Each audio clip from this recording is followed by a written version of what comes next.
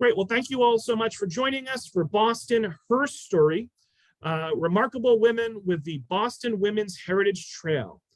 In celebration of International Women's Month, Jennifer Gregg, who is the president of the Boston Women's Heritage Trail, is here with us this afternoon. We're going to examine some of the remarkable women who lived and worked in Boston.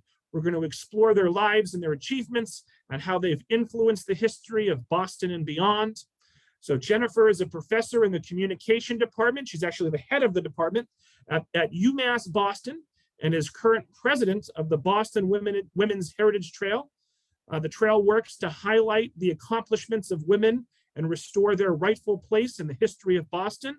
The trail has created 13 walks throughout Boston and produced a guidebook to commemorate more than 200 women who changed history in a wide variety of settings, occupations, and backgrounds.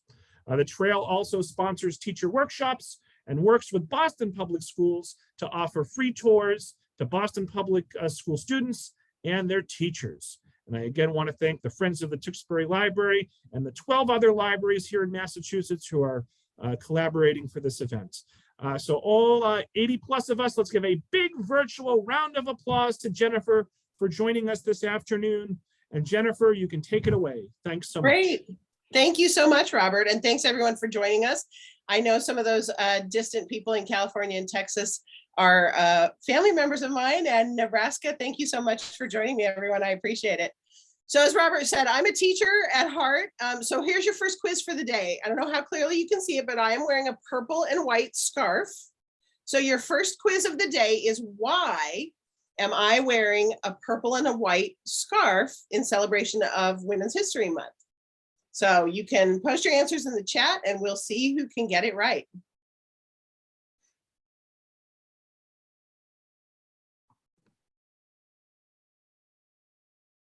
So as Robert said, I am president of the Boston Women's Heritage Trail. And in 1776, Abigail Adams wrote to her husband, John, who was at the Continental Congress, "Remember the ladies and be more generous and favorable to them than your ancestors." Most of us will admit in the following 200 years, there wasn't a lot of recognition of women who helped shape Boston and beyond. And in 1989, that began to change when a group of Boston public school teachers, librarians, and their students inaugurated the Boston Women's Heritage Trail. And we've been doing work for the last 30 years, as Robert mentioned, to restore women to their rightful place in the history of Boston and the school curriculum. I'm so happy to hear that we have a group of students with us today, and I look forward to hearing your questions. So thank you for joining me in celebration of Women's History Month. Let's spend a little bit of time learning about Boston's notable women.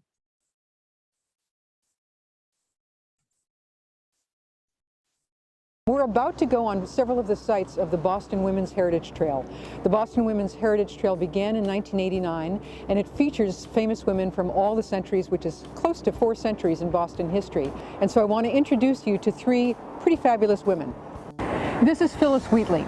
Phyllis Wheatley lived in the Revolutionary era, and she was the first African-American to publish a book of poems. Now, what's really interesting about this whole group of women here is that historically women have been put on pedestals, and if a woman's on a pedestal, she can't get anything done. So the sculptor here, Meredith Bergman, has put each of these women working on her pedestal. This is Abigail Adams. Abigail Adams was the wife of John Adams, who was both vice president and president. She gave him a lot of advice, especially from a women's perspective, as to what to do as he was creating the Code of Laws and working during the American Revolution. This is Lucy Stone. She ran the Women's Journal, which was one of the most important women's newspapers for suffrage in the U.S. One thing that's cool about Lucy, cool about all this, is that kids come here, they sit here and they go, wow, I could be like Lucy Stone, I could be like Phyllis Wheatley, I could be like Abigail Adams, I could be a woman and change the world, I could be anyone and change the world.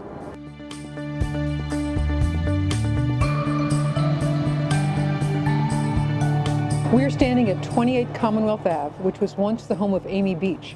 Amy Beach was the first American woman to compose a symphony, the first one to have a piece performed by the Boston Symphony Orchestra and also by the Handel and Haydn Society. But from childhood, she was a musical prodigy. In 2000, a group of people lobbied to get her mentioned on the hat shell on the Esplanade, because the hat shell in the stonework has the names of 87 composers. So there are 87 men and Amy Beach on the hat shell. We're in the public garden right now. We're in the stalls for the swan boats. The swan boats have been going around here since 1877. A lot of people assume that the city of Boston runs the swan boats, but the truth is the Paget family has been running this since the 1870s. Now, Robert gets all the credit. However, the fact is he died a year later in 1878, and his wife, Julia Paget, not knowing what else to do and needing a way to make a living for the family, took over and ran the swan boats for more than 3 decades after that until her death. We're in the public garden, and we are here with Mrs. Mallard and her ducklings, which is arguably the most popular statue in all of Boston. In 1941, Robert McCloskey wrote a book, Make Way for Ducklings, about Mrs. Mallard and her ducklings. And what happened was, on the 150th anniversary of the public garden in 1987, they decided that they wanted to have something to commemorate Mrs. Mallard and her ducklings. And so they employed a Newton-based artist named Nancy Schoen.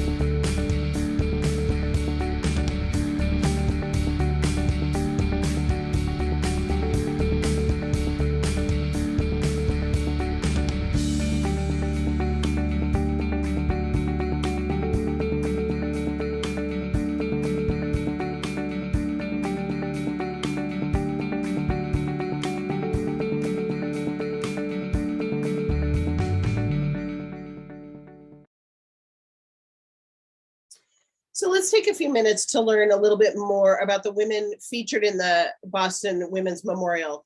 The next time you're in Boston, it's on Commonwealth Avenue between Fairfield and Gloucester Streets. And as mentioned in the video, the artist is Meredith Bergman, who is the artist that just had the dedication of the new statue in New York City for women's suffrage. So Abigail Adams was born in 1744 in Weymouth. Her father was a congregational minister, and her cousin was Dorothy Quincy, who was married to John Hancock. Abigail was not formally educated. She could read and she could write and she could do arithmetic, and she was very well known as a critical thinker. She was an advocate of married women's property rights and more opportunities for women, particularly in the field of education. She did not believe that women should submit to laws not made in their interest, nor should they be content with the simple role of being companions to their husbands. She believed that women should educate themselves and thus be recognized for their intellectual capabilities so that they could guide and influence the lives of their children and their husbands. She met John Adams in 1759 when she was just 15 years old. Her father approved of their relationship, but her mother was appalled because she felt that John Adams was a country lawyer and that Abigail should look out for somebody better than just a country lawyer. Clearly, they married in 1764. They had 6 children. She was the mother of John Quincy Adams. And so this brings us to our second quiz. She was one of only 2 women to be married to a president and to be the mother of a president. So you can put in the chat, who was the other woman to be married to a president and mother of a president? Much of what we know about Abigail and John's presidency was because of their very frequent correspondence. Her Remember the Ladies letter, as I mentioned before, was sent to John at the Continental Congress. He replied somewhat jokingly to her appeal, expressing a fear of the despotism of the petticoat. Abigail Adams believed that slavery was evil and a threat to American democracy. A letter that she wrote on March 31st, 1776, explained that she doubted most of the Virginians who had such a passion for liberty, because even though they claimed they did, how could they have this passion for liberty when they, quote, deprived their fellow creatures of freedom? She was so politically active, in fact, her political opponents came to refer to her as Mrs. President. They thought she was too outspoken. She was well informed on issues, particularly those facing her husband's administration. She was known to write letters to the newspaper and planting favorable stories about her husband in the press. And she was the first lady to reside at the White House. Abigail Adams died of typhoid fever, just shy of 74 years old. Phyllis Wheatley is the first published African-American poet. She was one of the best-known poets in pre-19th century America. Wheatley was likely seized from Senegal or Gambia in West Africa when she was about 7 years old. When she was brought to the colonies, she was either too young or too frail for work in the South. So she was transported north on a ship called the Phyllis. She was purchased as a slave by the Wheatley family in Boston. And the Wheatley family quickly came to understand that she was very intelligent. And the Wheatley's son and daughter then taught her to read and write. Her first poem was published in 1770 in Boston. There's some research that she possibly had a poem published earlier in 1767 in Newport, Rhode Island, but that hasn't been clearly verified. So most people still use 1770 as her first published work. She then went to London with the Wheatley family in 1771 looking for a publisher, because US publishers would not publish works by an African. In fact, colonists in the soon to be US found it difficult to believe that an African slave could write such what they called excellent poetry, quote, that Wheatley in fact had to defend her authorship of her poetry in court in 1772. While she was in London, poems on various subjects, religious and moral, was published in 1773. And as I said, it was the first volume of poetry published by an African-American in modern times. She was a celebrity in London. She had several royal patrons and in fact had a bigger following in England and Europe than here at the time. She likely wrote about 145 poems. She was released from slavery by the Wheatley family late in 1773 after her book was published, shortly before Mrs. Wheatley died in 1774. At the time, she continued to live with Mr. Wheatley and the Wheatley daughter, but they both died in 1778, leaving Phyllis with no security or livelihood. She then married John Peters, even though many of her friends disapproved. He could read and write. He sometimes called himself a lawyer. He often worked as a grocer. He thought of himself as an entrepreneur. But that wasn't really sustainable at this time for a Black man, because after the war, jobs were scarce and free Blacks were competing with whites for jobs. And we can imagine how that was going to work. So Phyllis and John were often in extreme poverty, and Phyllis was often left to fend for herself because he would be off looking for work and in fact, sometimes found himself in jail. When she died in 1784, her husband was in fact in jail because of his debts. Her last surviving child died at the same time and was buried with her. Lucy Stone was a suffragist, an abolitionist, and the first Massachusetts woman to earn a college degree. She was born in West Brookfield, Mass, as one of 9 children. Her father was very domineering and did not see why women needed to be educated, particularly a college education. So at the age of 16, she worked as a teacher, saving her money so that she could attend college because her father refused to pay for a girl to go to school. In 1839, she spent a semester at Mount Holyoke. She was forced to return home due to a sister's illness after that semester.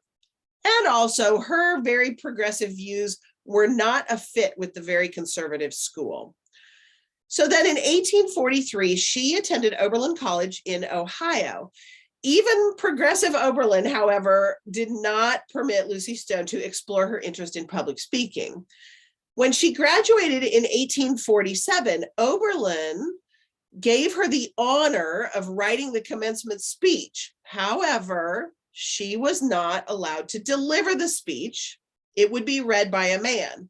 So she declined the honor of writing the commencement speech. She was almost 30 when she completed her education, and her career prospects seemed pretty dim because there were very few professions open to women at the time. Renowned abolitionist William Lloyd Garrison, though, hired her for his American Anti-Slavery Society.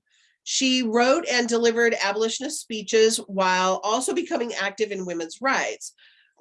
Like other female abolitionists, she was often heckled, and we know that at least once she was physically attacked by a mob. But she became so popular that she was soon out-earning many of the male lecturers at the time. In 1850, 2 years after the Seneca Falls Women's Rights Convention, Stone organized the first National Women's Rights Convention in Worcester. A few years after that, she met Henry Blackwell, who was the brother of famous physicians Elizabeth and Emily Blackwell of New York. And Henry convinced her to marry him by promising they would create an egalitarian marriage. So they wrote their vows intended for publication, and they published them in 1855.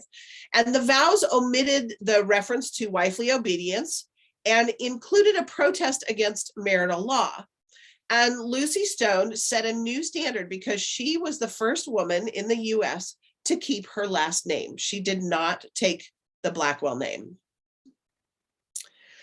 In 1869, she split from suffragists Elizabeth Cady Stanton and Susan B. Anthony with others over the passage of the 14th and 15th Amendments.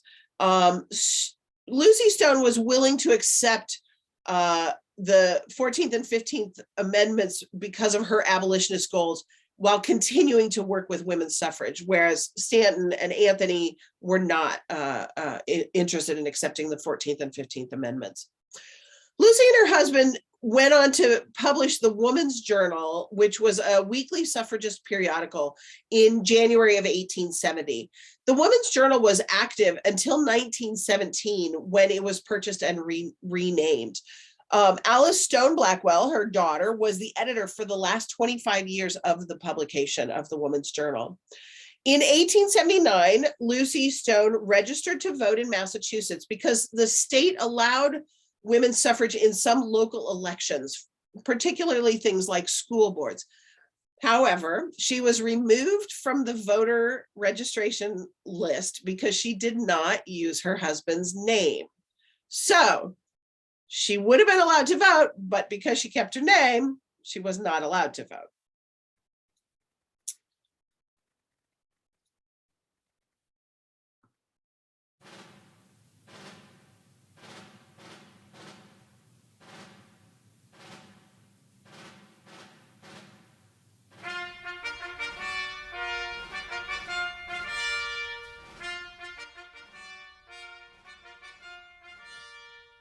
Julia Ward Howe is best known as the author of the Battle Hymn of the Republic. She also co-founded the American Woman Suffrage Association. She was a writer, a lecturer, an abolitionist, a suffragist. She was the daughter of wealthy New York banker and was a descendant of Roger Williams, who founded the Rhode Island colony in 1636. Julia met her husband, Dr. Samuel Howe, when she was touring the New England Institute for the Blind with her friend, Henry Wadsworth Longfellow. Howe was about 20 years older than Julia, but she was smitten. They married quickly and had 6 children. Her husband liked her ideals, but did not like the public acclaim she was getting for her poetry and her abolitionist publications. He believed a woman's place was in the home. He was controlling, he was sometimes violent, and he mismanaged the money she had inherited from her father. But she stayed in the marriage because he threatened to keep the children from her if she divorced him. So she stayed in the marriage. She studied languages, she studied philosophy, she supported his causes, and began writing and getting more involved in public life. He was not very happy about her getting involved in public life, but he let her do it because she was an accomplished writer and brought recognition to the abolitionist cause. Because of her and her husband's work, in the Sanitary Commission, they were invited to Washington by President Lincoln. They visited a Union camp and heard men singing John Brown's Body. And the clergyman at the camp asked her to write a new song for the war effort. She wrote the poem Battle Hymn of the Republic, which was published in February 1862 in the Atlantic Monthly. She was active in the women's rights movement later in her life, and she played a prominent role in several suffrage organizations. In fact, working with Lucy Stone to help found the Women's Journal. And she was an editor for the Women's Journal and a writer for it. And she participated in women's clubs at the time. After the Civil War, she tried to get a formal Mother's Day for Peace approved as a national day recognizing mothers. Her idea was that this day would celebrate an opposition to war in all forms. She wasn't successful, but we do have Mother's Day today, in part because of the work she did in trying to get that Mother's Day for Peace passed. And Mother's Day, in fact, was first celebrated in West Virginia in 1907.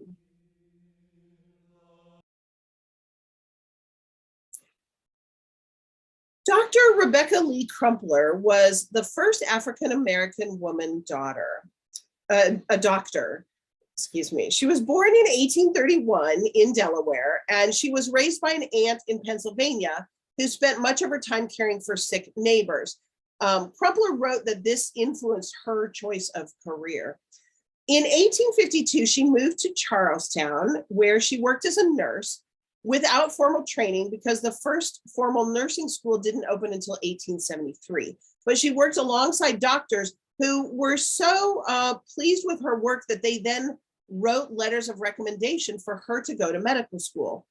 In 1860, she was admitted to the New England Female Medical College.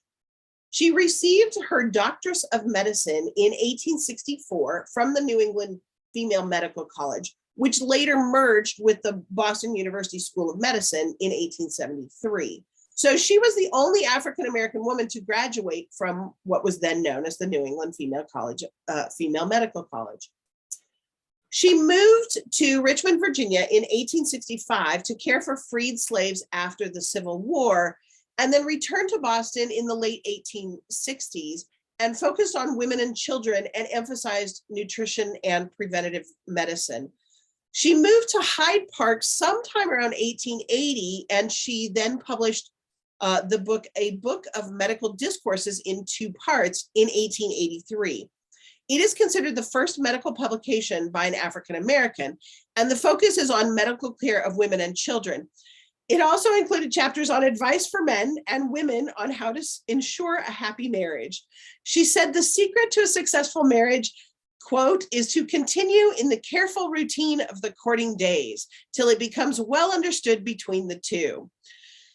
By most accounts, she was not practicing medicine at this time any longer, by the late 1880s.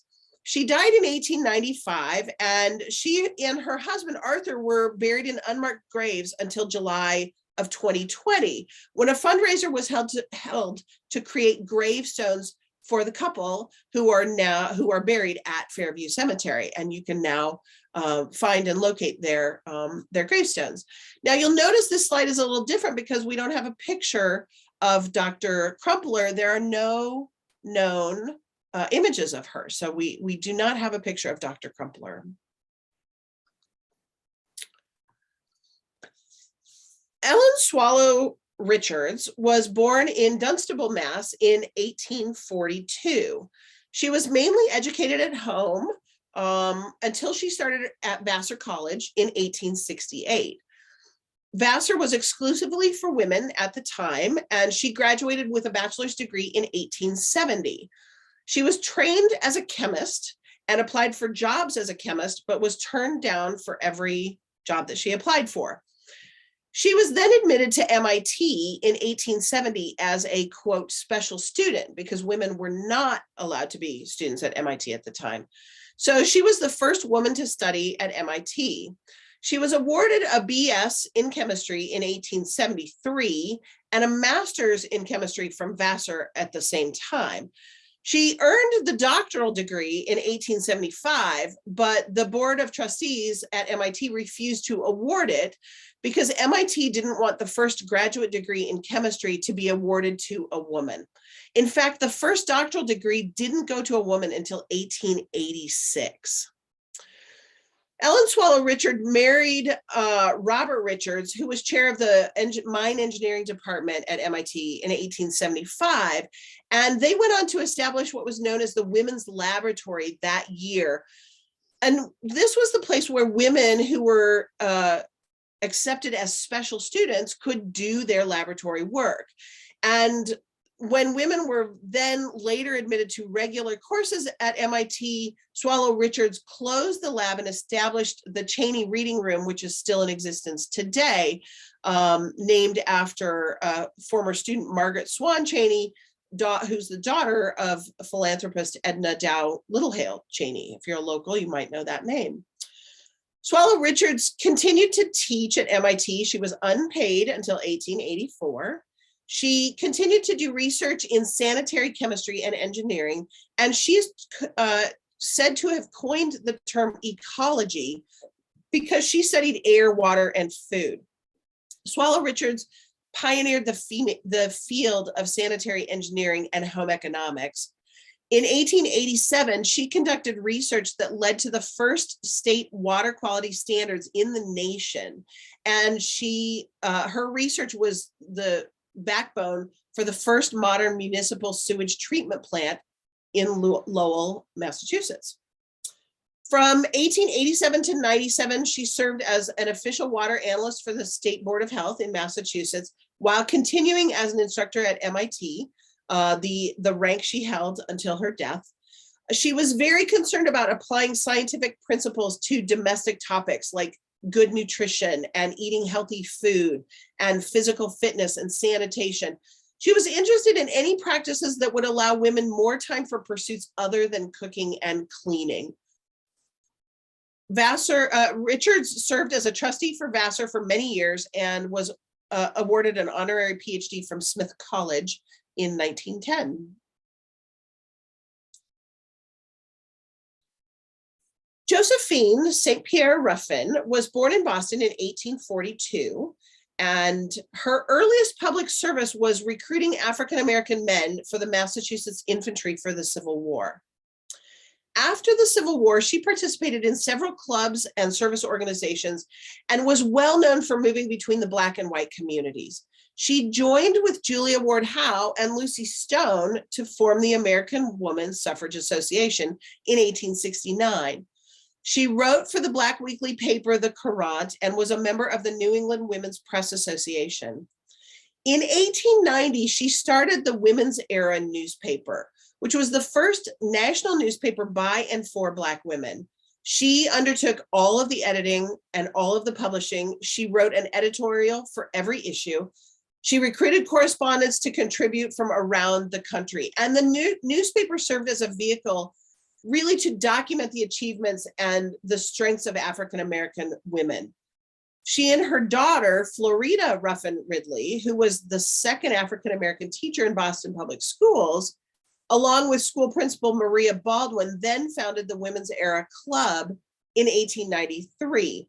The Women's Era Club offered its members opportunities for self-improvement and to address issues affecting the African-American community, particularly things like local politics, education, and the debilitating discrimination of Black Americans in the South. Suffrage was not the primary goal of the club, but members of the club were actively engaged in the suffrage movement. And the Women's Era newspaper quickly became nationally recognized as the voice of Black women. Ruffin organized the National Conference of Colored Women in 1895, which was the first national conference of Black women. And at the end of the conference, the women formed the National Federation of Afro-American Women, and which merged with the Colored Women's League to form the National Association of Colored Women in 1896. The club was accepted by the Massachusetts State Federation of Women's Clubs. If you're interested in the women's clubs movement at the time, it's a fascinating story of women and the suffrage movement and women's rights. So Florida Ruffin's, SaintPierre Ruffin's club was accepted in Massachusetts, but the national membership was refused because there was a fear that they might offend Southern members because it was a Black women's club. Josephine supported the local suffrage movement. She joined and accepted leadership positions in local and national suffrage organizations, many of which were dominated by white women. She organized meetings at churches and private homes, and she had local leaders, including William Lloyd Garrison and Lucy Stone, who spoke at her meetings in favor of women's rights.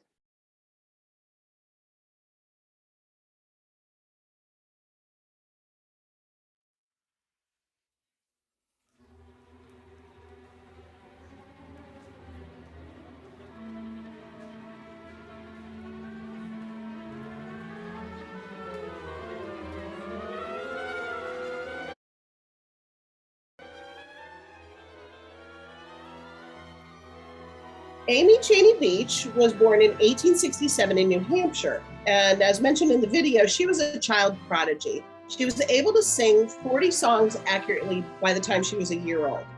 She was improvising counter melodies by the time she was 2, and she taught herself to read at the age of 3. She composed 3 waltzes for the piano during the summer when she was 4.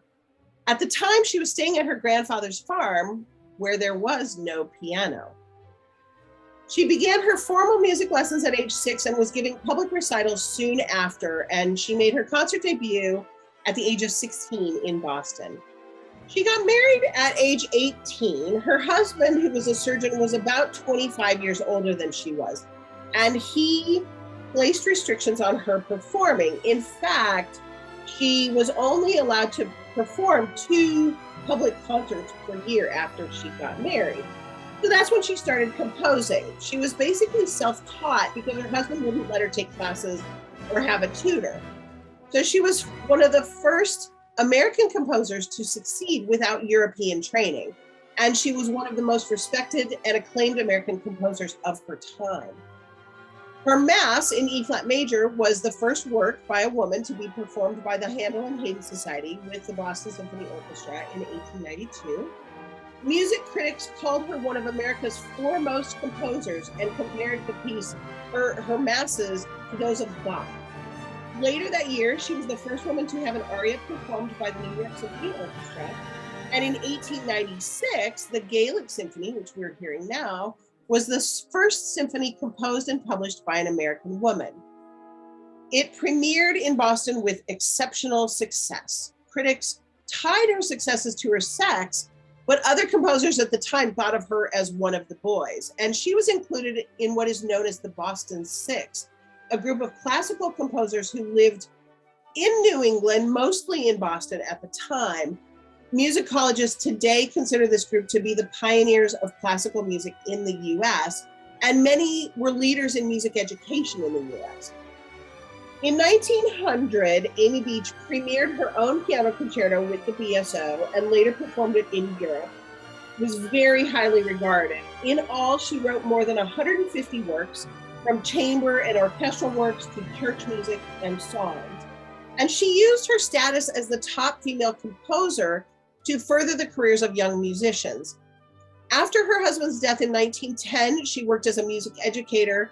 She was the composer in residence at St. Bart's Episcopal Church in New York City. She served on the board of counselors of the New England Conservatory. She was in high demand as a speaker and performer, and she created what she called the Beach Clubs to teach and educate children in music.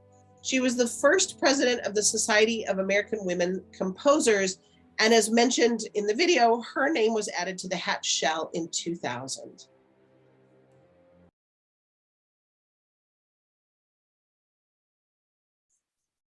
Jennie Loitman Barron was born in 1891, and she was one of 4 daughters of Russian immigrant parents. She grew up in Boston's West End. They didn't have much material wealth, but her mother spoke 5 languages and believed that education and learning was critically important. Their home was a meeting place for new immigrants who needed an interpreter as they were moving to America. Loitman Barron graduated as valedictorian from Girls High School in Boston at the age of 15 and went straight to college. She sold books door to door, and she taught Americanization classes to immigrants at night while studying at BU. She earned her 4-year degree from BU in only 3 years and was awarded her law degree 2 years after that. While she was in college, she organized the Boston University Equal Suffrage League. And once suffrage was granted, she worked with the League of Women Voters to address irregular marriage and divorce laws across the country. In 1914, Loitman Barron received her Master of Law degree from BU, and it was one of few women to earn such a high degree. She opened her own law practice in 1914. In 1918, she married her childhood sweetheart, and they opened a joint practice, which was open until 1934. In 1918, she organized a campaign to allow women to become notaries. And in 1924, she was the first woman on the Boston School Committee. In 1934, she was appointed Assistant Attorney General of Massachusetts, hence the closing of her private practice. She became the first woman to try a major criminal case in the state. She was the first woman to present evidence to a grand jury in Massachusetts, and she became Massachusetts' first full-time woman judge in 1937.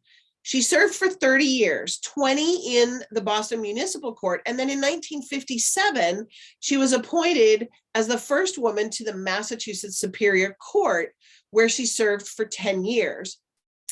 In 1950, she represented the League of Women Voters and won the right for women to serve on juries. She was also the first female U.S. delegate to the United Nations Congress on Crime and Juvenile Delinquency, and she served on the bench until a week before her death at the age of 77.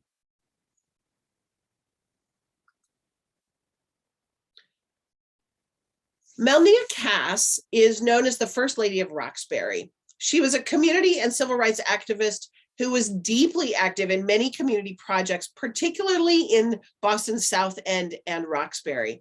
If you're a local, you've heard of the intersection Mass and Cass, so named for Melania Cass. She was born in Virginia and moved to the South End when she was a child. Her mother died when she was 8, and she was raised by an aunt who sent her to a Catholic girls' school in Virginia for high school. When she returned to Boston in 1914, she couldn't find work in retail and was forced into domestic work. This became the starting point for her community activism. In the 30s, she then worked to open employment for African Americans in stores and in hospitals. Her focus was on urban renewal, on minority employment, on educational equality for children. She got involved as a community activist during World War I when her husband was deployed. She was active in the Women's Service Club, and then started one of what was known as the knitting clubs to knit scarves for gloves and gloves for soldiers.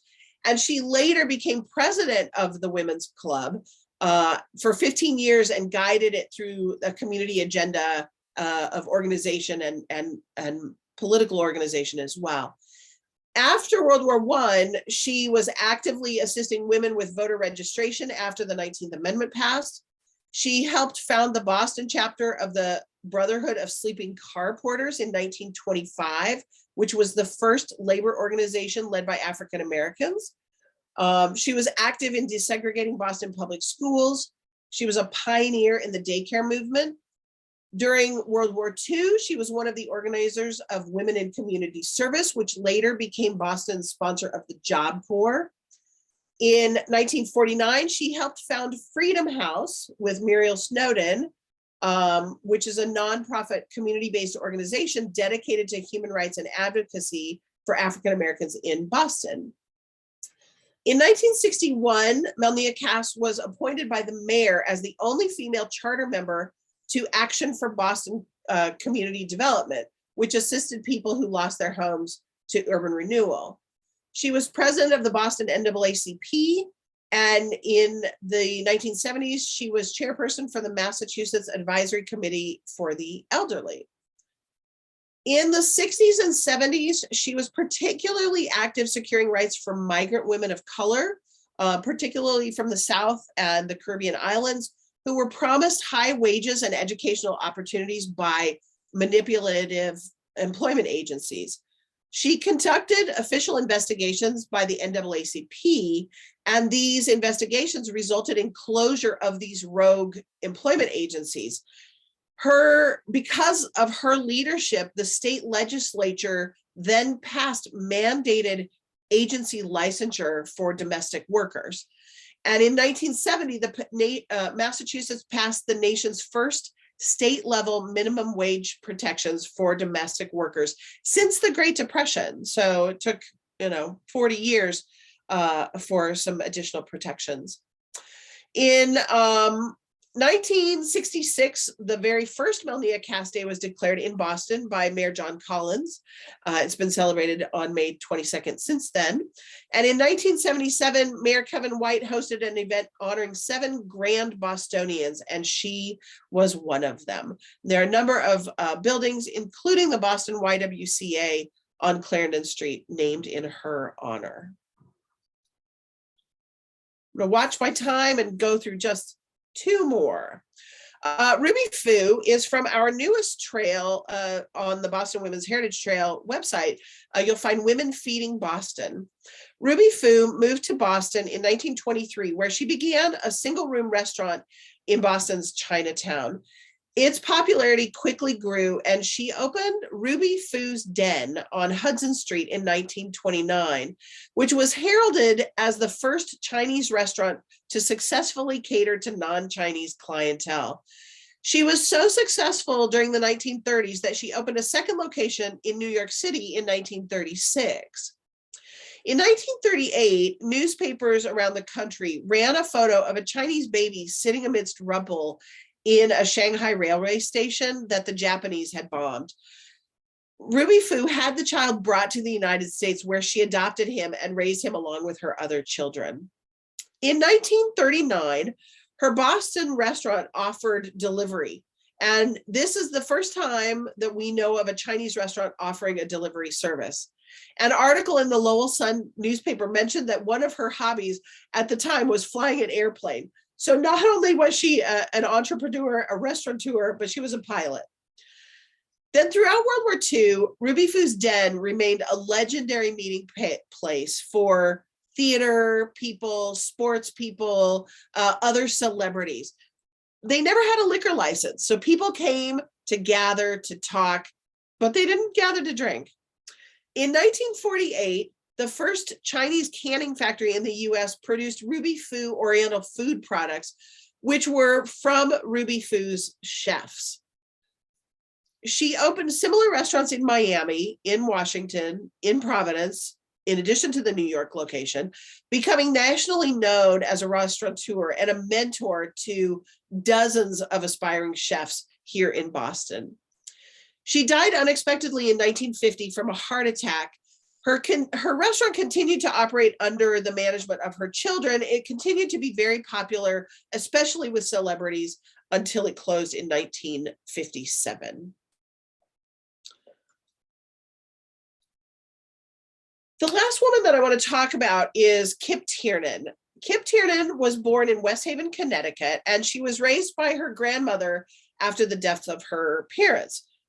She was an activist for social and economic justice.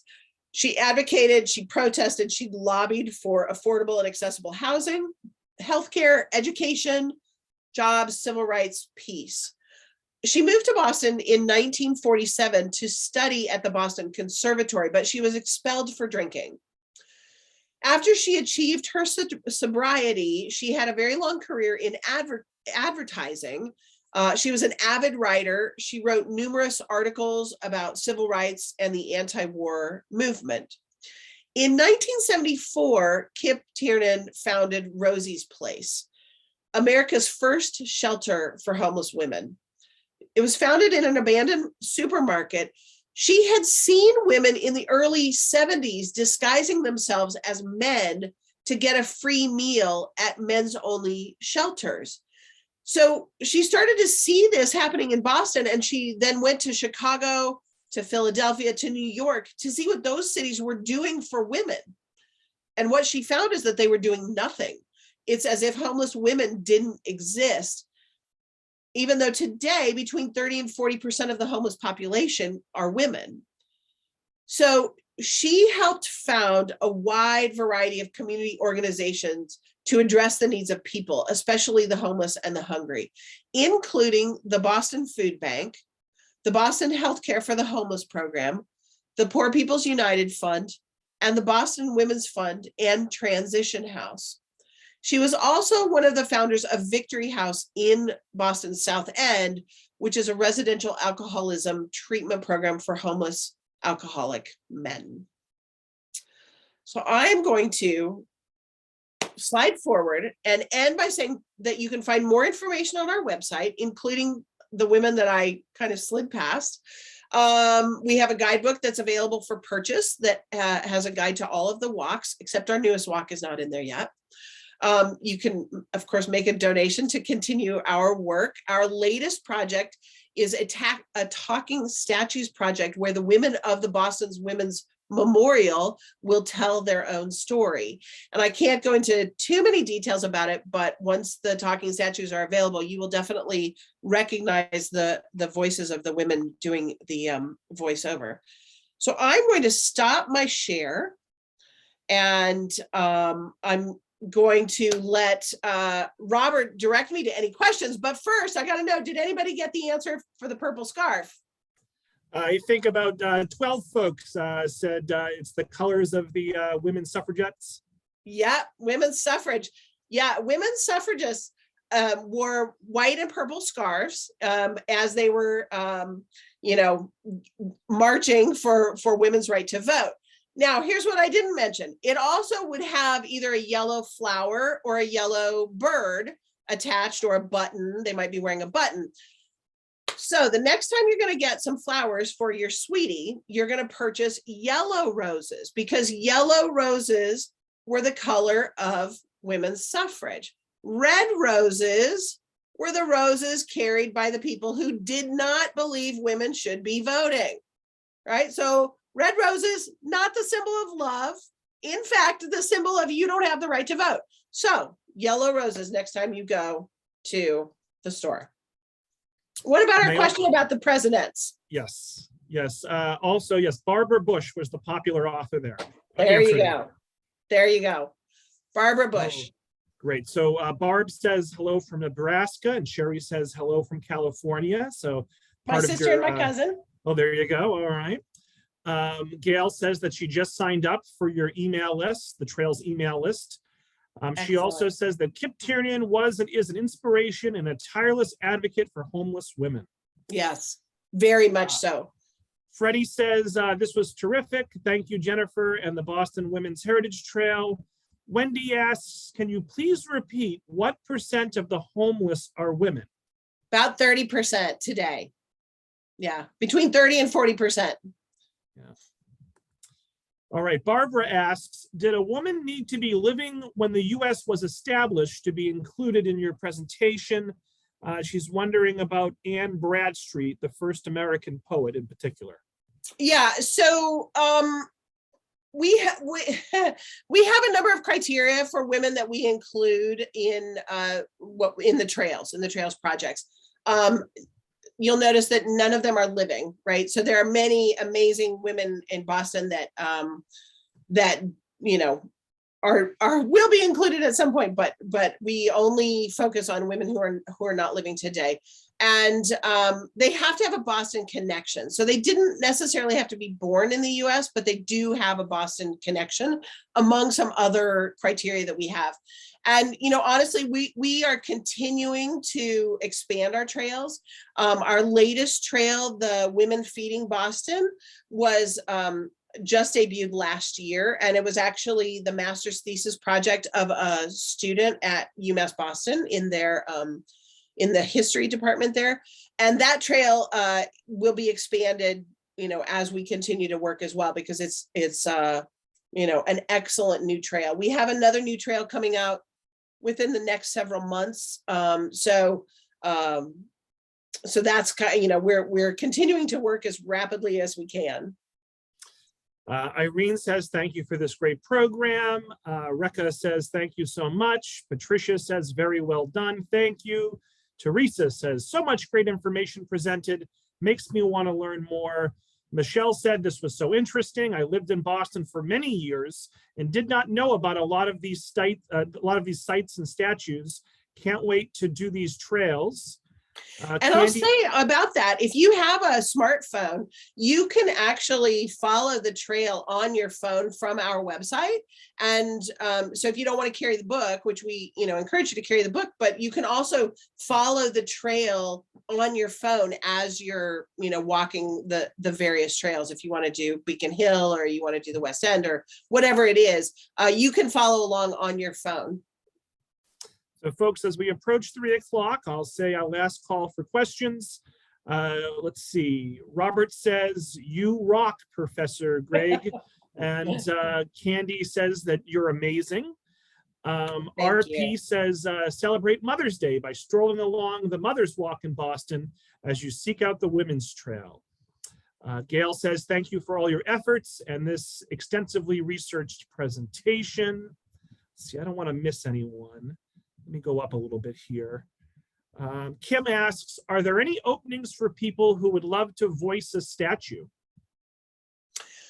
Send me an email and I will put you in charge, put you in touch with the people who are in charge of that project. Right now we have a grant to do the Women's Memorial. So those 3 women are being voiced by people that you will know, local voices that you will know. But as we, you know, hope to broaden the project, that, you know, we would love input from the community. We would love input. The first one we're working on, we're getting it done and it's going to debut, I think, this summer. But then, you know, after that, we'll be moving forward onto the next one. So yeah, send me an email. I don't know if you saw it on there. I can put it in the chat, my email address. Great. Oh, I about gave you a typo. It's jennifer.gregg@umb.edu. And I can then send you on to the people who are in charge of that project. Lori asks, is your program in all Boston public high schools? It's in 8th graders. So 8th grade is middle school. Yes. And so we have a curriculum that was developed with Boston Public Schools with the school teachers that 8th graders study as part of their 8th grade social studies projects. Joyce asks, any plans to add Native Americans to the trail since so many other institutions are adding the Massachusetts land acknowledgement to the Boston lands? Yeah, we actually have Native American women on the food trail. So there are, and again, you know, I sort of pick and chose just a handful of women today, but we definitely have Native American women on our trails. Great job, Jennifer. Very interesting. That was from Jareen. Kim says, thank you. Barbara asks, will the recording be made available? And yes, Barbara, I'm going to email everyone who is on the call with the recording later today. A couple more questions here. Is there a book on the founder of Rosie's Place? You know, I have not seen a book on her. There is a lot of information on the web, and actually Rosie's Place website has excellent information, but I have not seen an actual book about her. Pat says, wow, this was great, thank you. And Jennifer's cousin's wife from Colorado says hi. And I wish I had known about this when we took the Boston trails. So Jennifer, Yeah. why don't we wrap it there? It's basically 3 o'clock at this point. So do you have any last words for the group before we wrap it up? Well, I would say the next time you're in Boston, by all means, do the Freedom Trail and do the Black History Trail, but also do the Boston Women's Heritage Trail, because you will be amazed at the contributions to women that we just don't hear about in our traditional history textbooks and curriculum. So the information is on our website. We would love to have you use it and follow along. And of course, if you're in the area, you can do guided walks. We do offer Boston Women's Heritage Trail guided walks. They're mostly given through Boston by foot because we're an all volunteer organization. So there's not enough of us to give all of the tours that get requested. So if you go on Boston by Foot website, you can do a Boston Women's Heritage Trail through Boston by Foot. We'd love to have you join us. All right, well, thank you so much, Jennifer. I want to thank the 12 other libraries who partnered with Tewksbury this afternoon. We had over 90 folks, which is wonderful. For a daytime program, that's pretty amazing. So want to thank everyone. Want to thank the Friends of the Library for their sponsorship. And look for an email from me later today with a link to a feedback survey and a link to a recording and some information about upcoming programs that may be of interest. So thank you so much, Jennifer. Thank you to all the viewers, and we'll see you soon. Thank Have a good day. you. Yep, thank you. Bye-bye.